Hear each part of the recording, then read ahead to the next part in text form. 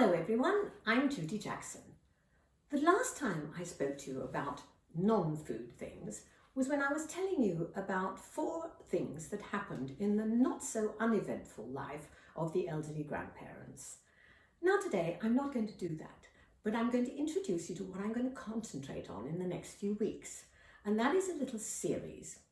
If you have ever been told that you need to lose weight or cut down, you will probably have been told the most important thing is to cut down on carbs. Carbs is carbohydrates.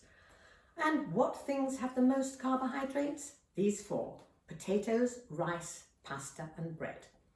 Now if you're suddenly told, if you like food, that you can't eat any of these, you're going to be in trouble because these are the things you love. But what really is necessary is just to cut down.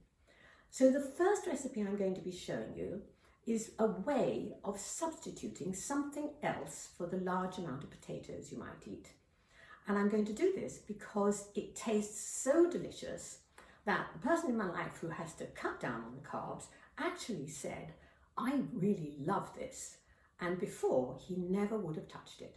So I'm going to present it to you, and in the coming weeks I'm going to have several more suggestions which are going to make life easier for you while you are obeying the rules.